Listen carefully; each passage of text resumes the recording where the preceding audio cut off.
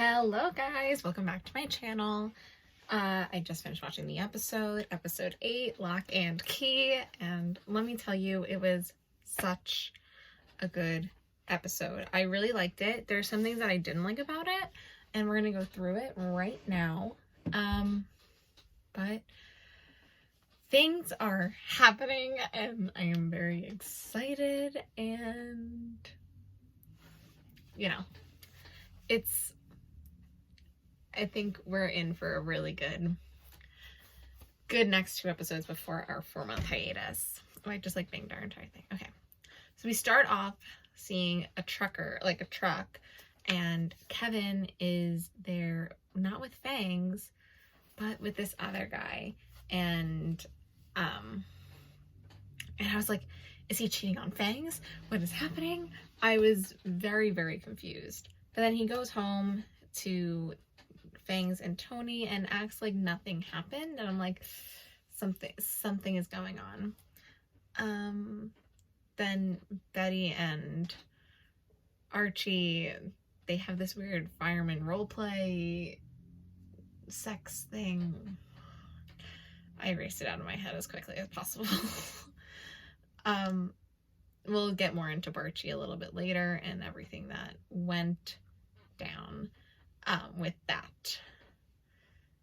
Veronica wasn't in the pre-opening, but then Jughead and Tabitha are talking to that lady who they called about this extraterrestrial being that was there, and she goes in, and they don't have it anymore because it got taken last week from when Jughead had this weird experience, and she basically says that you're repressing some trauma and that's why you're repressing this. And, Jughead sort of flips out and is like, if I'm repressing something, it's because I want to keep it repressed. So I think a lot is going to come out about Jughead and stuff in the next few episodes. It's going to be very interesting because we see glimpses into it now. I think we're getting to the point where we knew where it was heading, and I think we're getting to that soon. Then Betty is still trying to find Polly. They find another body in the swamp, but it ends up it wasn't Polly's because the body was over a year old. So that makes her and Alice a little relieved, but I think Betty knows deep down that Polly's dead. I think she knows. She has to know. But we will see what happens with that. Veronica and Archie start doing demolition on her apartment at the Pembroke. So Archie and Eric Jackson, they are doing that. Cheryl is still painting Minerva, and we see that, a glimpse of that a little bit in the middle of the episode. I'm jumping all over the place because I want to get all the small details before I get to the major storylines. Then they're all in the lounge where Veronica and Archie are going through the blueprints, and Archie looks then Jughead walks behind them and looks over and goes, oh, that looks pretty cool. That looks like it's gonna be nice, And then Betty walks in, and then the 4 of them are sitting there, and then, guys, we got an interaction between Betty and Jughead. He goes, hey, and she says, hi, and that was it. Yay. I know we're gonna get more interaction in the upcoming episodes, so we're getting there. After that, Toni, Kevin, and Fangs announced that Kevin and Fangs are going to get married and that they are the father of Toni's baby. And Cheryl, I think, is going to go off the deep end even more with this news. And she sort of does. She goes and talks to Toni after, and Toni tells her, look, I went to the doctor and they said I can't have kids past a certain age. And then if I want them, I have to start young. So then Kevin and Fangs started talking about having a baby. And thinking about having a surrogate, and she volunteered herself. And I knew that. I said that in my season 5 theories, right before the season started. I was like, they're going to use Vanessa's pregnancy as a way to get Kevin and Fangs a baby. We'll talk more about that in a second. while she's painting Minerva, Cheryl comes up with the idea of having the party, the key party. Then Veronica gets a call from Katie Keene about how Chad walked in to Lacey's with another girl, and Katie called her, and Veronica was like, no, he's just trying to get me jealous, so I'm going to do something right back. And she takes a picture of herself with Archie and Eric working out in the apartment. As that is happening, Cheryl texts them all about they're all going to go and have drinks at the White Room. Before this, however, Jughead is teaching his English class, and he's still blacking out a little bit. So he is talking about this book, and he blacks out, and he looks to the side, and there's another, like, alien creature there. And it's interesting. I don't know what it is. I haven't figured it out yet. So we shall see. But he loses a little bit of time, and then they all go to the White Room to have drinks, and Cheryl announces that she's gonna have a party, and it's gonna be a key party, which means the key that you pick, that's who you go and do whatever you want with.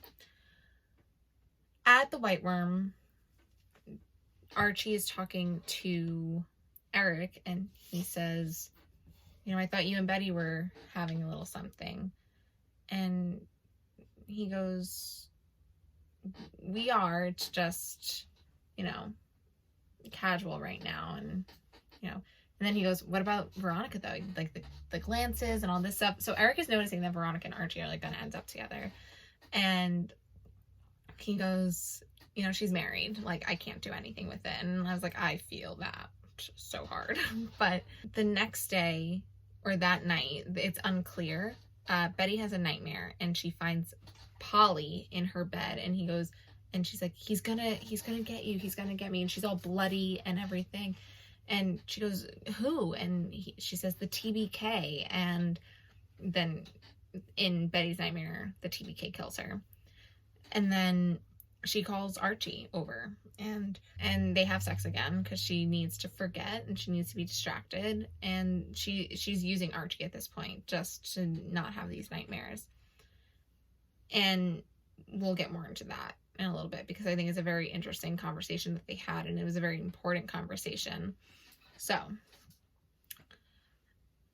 then, after the experience that Jughead had in the class, he decides to call that person back and says, you know what, I will go to that support group. So him and Tabitha go, and they still keep bringing up trauma. And, she goes, you said you lost time and you blacked out. Has that ever happened before? And he starts like seeing the things again, and he starts freaking out, and then he gets up and leaves. We find out a little bit about his experience in New York, where he drank a little too much, was doing drugs, not so hard ones and hard ones, and he lost time, and it's freaking him out. And he's upset about it. And then Tabitha's like, maybe we shouldn't go to Cheryl's party. And he goes, no, I think that's exactly what I need. And I'm just like, oh, no, you don't. But go, just don't act like that. But he obviously doesn't. We're getting into the alcoholism and the drug abuse now of Jughead. And yes, it's going to make him a complex character, and it's going to make Cole's acting phenomenal. There's just something about it that doesn't sit right with me. But we shall see. Kevin goes to Fangs, why don't you bring one of your trucker friends with you to this party tonight? Let's have one last night of no rules and everything. And so Fangs does. And it's the same guy that Kevin was hooking up with in the first scene. So that causes a little awkwardness when they show up to the party. We find out that Veronica's bringing Chad to the party as well. So I'm like, oh, they're just causing the chaos for themselves at this point. So they get to the party. Jughead wants to know where the drinks are right away. Everyone else is there. Betty and Kevin are talking about what Fangs is doing. Oh, before any of this happened, Betty told Kevin about him and about her and Archie, and you know, at first he thought that her and Jughead were getting back together, and she goes, "Oh no!" And she was like, you know, that Archie and I have been having this thing, this casual friends with benefits thing, and she goes, "It can't happen. It can't become anything more because I need Archie as a friend always." And I found that very, very interesting. And we also find out that Alice got a phone call from Polly on the landline. And she tried to stay on as long as she can with her, but she hung up. And Betty's trying to convince her, like, the odds are that she's dead, Mom. Like, she basically says it. So that was heartbreaking for her to have to do that. Then we get to the party. And, you know, Cheryl is gets everyone's keys. And then Reggie's there. And, you know, everyone is there. So they go and they start, and Veronica goes first. She explains the rules, that everything has to be consensual. You can do anything that you want or nothing at all, you know. So Veronica goes first, and she picks Archie's keys, and she's about to go and do it, and Chad stops her and goes, "No, not with your ex." And she's like, "That's the rules. It has to happen." And then Archie stands up and goes, "Get your hands off of her." And she goes, and he goes, "This is my wife." And he goes, "Exactly. You should have some respect." And Veronica switches the keys, which goes against Charles' rules, but I think Veronica just needed to prove a point to Chad. So after Veronica goes, Eric goes, and he picks Minerva's keys, and then they leave together. So now Cheryl's holding the bowl, and then Jughead wants to go, and Jughead is now drunk off his ass. Like, he is so drunk, he's falling, and, you know, he's tripping, and Tabitha just wants to take him home. And Jughead's like, "No, let me do it. And I really wanted him to pick Betty's keys, just to be like, for her to bring him home. But he picks up Tabitha's keys. She goes, "Great, now can I bring him home?" And she goes, "I don't care." And Cheryl is like, "I don't care how inebriated he is. Like, get him out of here." So they leave. Then Reggie goes, because he was like, "I want to make this good." And he takes out a set of keys, and he thinks they were Toni's. And she goes, "Not me." And so they end up being Fangs.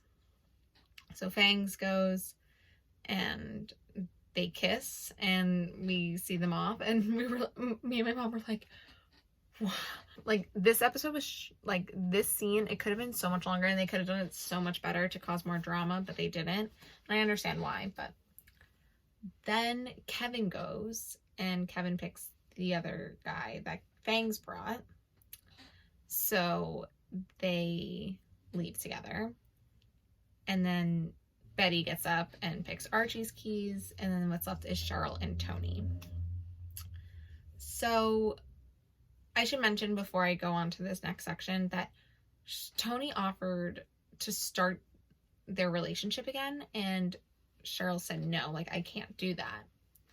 Which makes this really weird, because I was like, why not? Like, isn't that what you want? Don't you want to be with her again? So then Cheryl's like, "I have a surprise for you." And she brings her to another room, and it's a nursery that she built for Toni's baby, so that way they can live at Thornhill with her. And I'm like, whoa, that's a lot, but what can you do? And Toni's like, "No, I'm not going to be trapped in this house with you like you did with your two dead brothers, and I'm not putting my baby into this." I'm like, "What about Kevin and Fangs?" And she goes, "Oh, well, who knows if their relationship's going to last the rest of the night." And she's like, "You sabotaged their relationship just to get me to see this? Like, that's so wrong and so manipulative." And Toni was not having it, and Toni left. And I was like, oh my goodness. I think that's something that Toni needed to do back in high school, because Cheryl was very manipulative back in high school too. So I think she's now realizing it. So that was very interesting. Then we see Kevin and the other guy talk, and the other guy's like, how long have you and Kevin been dating? And he goes, close to 8 years. You know, we've been in an open relationship. I forgot to mention that they were in an open relationship. I didn't mention that before. And now they want to be monogamous. And so then that's how they decided to get engaged. So he wasn't cheating before. So in an open relationship, you can be with whoever you want. It's not my cup of tea, but to each their own. And so he goes, oh, I heard that that's getting closed, like that relationship. And he goes, yeah, you know, it's supposed to. And then he goes, did Fangs ever mention me? He said, no, but like considering the context. So I think that hurt Kevin's feelings, and Kevin starts to have doubts. Then we see Betty and Archie, and so Betty goes, this is the scene that I think, one of the scenes that made the entire episode. Oh, well, we see also Chad and Veronica, and Chad is like, did you just bring me here to make me jealous? And he goes, or what? And she was like, no, but I think now we have to have a conversation. And I was like, yes, it's happening. It's happening. I felt like that Michael Scott like video, and it's so funny. Then Betty and Archie, I actually felt very emotional watching this, because I think it officially closed the door on them. I think it's done. They explored it for a few episodes now, and I think it just... So their conversation goes that Betty's like, we now have a free pass to do whatever we want. Why aren't we doing anything? And Archie's like, I don't know. Next thing, you know, Betty's saying, you know, as much as I loved doing this with you, like, I'm getting in deep with Polly and my mom now, and my darkness is gonna overcome. And he goes, and she was like, I don't want that to get you away. And he admits that he still has feelings for Veronica. And he tells her, and she was like, I figured. And, you know, he goes, but you shouldn't have to go through what you're, like, this thing that you're going through with Polly alone. And she goes, I won't. She goes, I'll be doing it with you, but as a friend. She was like, I need that more than a lover, more than a breather, more than anything. I need a friend. And at the end of the day, Betty and Archie need each other as friends. And she says, on paper, we should work. The all-American guy and the girl next door, but deep down to our core, we are two different people. And my darkness is just gonna not, like, and I think it's coming. Like, we're gonna get her back to hiding her darkness, and I don't think she wants to anymore. It's very parallel to season 1. It really is.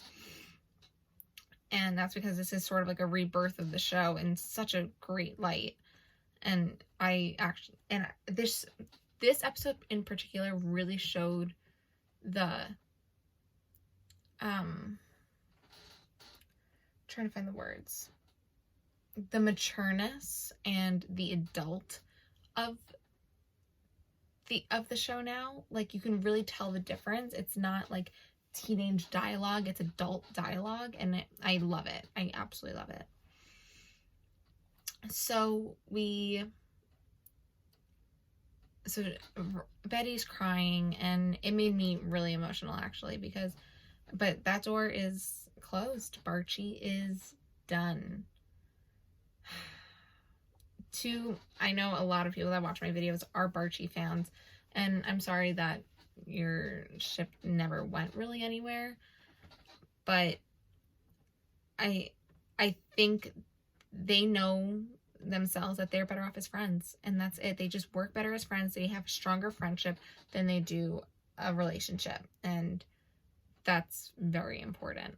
Tabitha gets Jughead home, and Jughead's still drunk, and, you know, he asks her, he goes, do you think I had a close encounter of the third kind? And she says, I don't know. And she goes, what I do know is that you need help, and you need to talk to someone about what you're going through. And I think he goes, I don't know. She's like, I don't know what conversations you need to have. And you sort of see it in his face. And I think that's what we're getting to. he needs to start having conversations with the people that hurt him and who he hurt.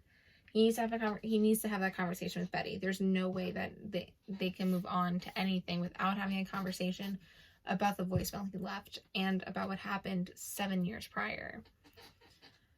Like, 7 years is a long time. He needs to talk to the serpents again because they're not trusting him. He needs his old friends back. Him just having like 1.5 friends, because Tabitha's his true friend right now, and like Archie is just always there for him as a brother. He needs more people. He needs a support system, and that's the only way that he's going to get out of this. It's the only way he's going to want to not be an alcoholic anymore and really quit and just do it. But he feels like he doesn't have to do it. It's his coping mechanism at this point, which is how most alcoholics start. It's a coping mechanism. So then, my mom was like, are they going to get together? I was like, no, they need to stay friends. I think they are just better off as friends. And I kind of see maybe Tabitha liking him a little bit.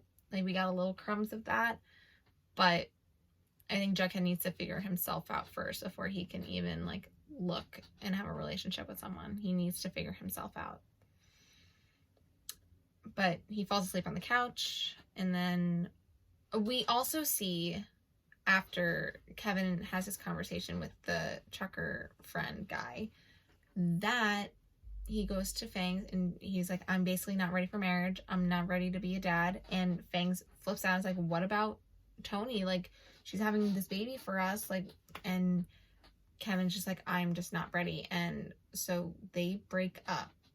And so what that means for the future of Toni and the baby and everything like that, I'm not sure. I'm not even sure when Vanessa's last episode. I don't know if that was Vanessa's last episode. It's going to be interesting to see. But I think she's back in Vancouver now to go back filming. So that's exciting. Cheryl finished her painting of Minerva, and Minerva's like, it's beautiful because you're beautiful. And she goes, no, I'm not. And they kiss, and I'm like, here for it. Get Cheryl some happiness. Cheryl needs to be happy. So that's going to be nice. And then Jughead just took a shower, and before that, that was after. Jughead gets out of the shower, and he washes the windows, and he sees another, like, alien thing. And I'm just like, oh my god, when are we gonna just figure out what this is? But that's that. And it sort of like freaks him out again. We see Veronica finds Archie at the firehouse, and he's cleaning the truck, and he's the first one to find out that her and Chad are getting a divorce. Now, if we cut back to last week's episode on my video, I literally said the first couple that's going to get back together is Veronica and Archie, because they just have the stronger bond. And they actually had a conversation and they got closure. And it's true. It happened. Archie tells her that he's been sleeping with Betty for the past weeks, and she said, I thought so. And she was like, two lonely lovers, and he goes, something like that. Just needed something. And then he says, and she was like, Chad's on his way to New York. We're getting a divorce. And she goes, I don't care. The past is in the past. She goes, I just deal about the present and what we want. And then they kiss and they make out. And Barchi is back. Woo, woo, woo. I'm very excited. It's something that I said was going to happen last week. So I'm happy that it's happening now. I think it really is a testament to Veronica and Archie's chemistry and just their magnetic attraction to each other. That's just it. And there's no denying it. I said it from the pilot. It was love at first sight for them. That was it. Then Betty is back at her house with Alice, and the phone rings again, and it is Polly. And Betty speaks to her, and she goes, we're getting in the car now, call me back on my cell phone. And they find the spot, and there's a phone booth completely covered in blood. And that's how it ends. And then the promo, it's all about Betty. So next week is a big Betty episode, which is so exciting. I love seeing Lily act. So that's good. And we know her and Jughead have an interaction next week. In the promo, we sort of see their conversation, but we did get stills for next week, and we have 2 stills of them. So I think that's awesome. I think it's going to get them as they say, a mystery and an investigation is always going to get Buckhead back together. And I think it's going to take time. I don't think it's going to happen right away. At least I hope it doesn't. I would rather see some angst. And they need to have a sit-down conversation and talk about what happened. Otherwise, it's not going to be a healthy relationship. And I think they need that, both of them. So what do I think is happening with this whole Mothman, TBK, Highway Girl situation? I think it's all connected. Obviously the Mothman and the Highway Girls are 100% connected. I think the Mothman might be like a truck gang, and it's because the still that we have of Jughead and Betty, they're sitting on that porch that Jughead talked to about like 3 weeks ago. So somehow it's all connected. And, you know, she's talking about how there's girls missing, and she's like, I'm gonna make sure it doesn't happen again. So she feels very strong about this, and I think the only one that can handle her darkness is the King of Darkness himself, Jughead. So we're gonna see more crumbs of them, hopefully getting to at least a friendship, and then maybe even more, as we all hope. So let me know what you thought of tonight's episode. You can leave it in the comments below, or you can find me on Instagram at Stay Weird Reactions, or my personal Instagram is at Catherine Rose. 2 T's, 2 E's. Everything is listed down below and on the screen here. I do have a podcast about Disney, and we actually talk about Cole a little bit, because obviously he's a Disney kid. So check that out. It's called Mouseketeer. You can find it anywhere you listen to your podcast: Apple Podcasts, Spotify, Overcast, anywhere you listen to it. And it's on Anchor. So all that information will be listed below as well. Make sure you subscribe to my channel, like this video, and share with all your friends, and comment your favorite part of the episode and your favorite ship. And let's not fight in the comments, please. And I want you all to make sure that you are still going to stick around during our 4-month hiatus. There's not going to be a video every single week, but there's going to be videos coming up sporadically during that 4-month period, where we're going to, I have a few cool Riverdale videos planned. So make sure you stay tuned for that. We have 2 more episodes before our hiatus. So we're chugging along this season. It's going by fast, and I am so ready for all this to happen.